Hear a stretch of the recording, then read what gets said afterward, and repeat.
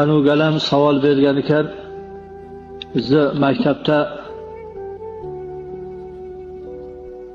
maktab payti bo'lib qolyapti, jumaga kela olmayapman. O'zim ham uyda juma o'qisam bo'ladimi debdi. Rahmat, ixlosga yaxshi. Yo'q, endi biz hammaga uyingda juma o'qiversak, odamlar keyin 2-3 bo'lib olib ham jumani o'qiveradi. Ana ekan. Jumani eng fazilati jamoatda, jam bo'lishlikda, uni xutbasida, ya'ni ma'ruzalarida, da'vatida. Endi bola to balog'atga yetguncha ustozini, ota-onasini izmida bo'ladi. Ota-onasi, ustozlari bolaga egalik qiladi. Shuning uchun ustozi yo ota-onasi ruxsat bermasa, peshin o'qilaveradi. Qonunda dam olish kuni emas ekanmi? Hali ustozlarning ixtiyorida maktab o'quvchilari. Ustozlari ruxsat bermasa bo'lmaydi.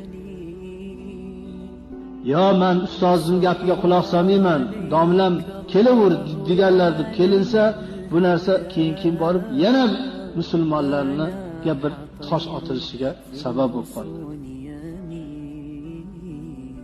Agar shuni tushunib yetilinganda ediki, bu jumalardagi bo'ladigan nasihatlar, o'gitlar bolalarning ham tarbiyasiga yaxshi keraklik ekanligini tushunib yetilganda edi-ku, maktabdagi bolalarni, o'qituvchilarni o'zi olib kelardi.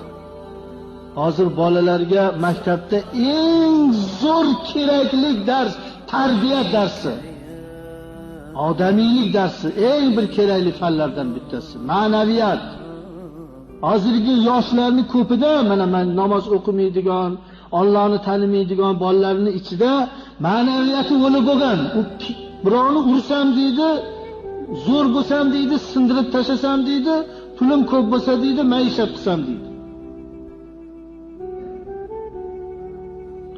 Ana o'shanday bolalarni tushuntirib, bu dunyoda zo'r bitta Alloh, u men degan zo'rlarga ham Alloh bir narsa berib qo'ysa, o'zi bilan o'zi ovora bo'lib qoladi.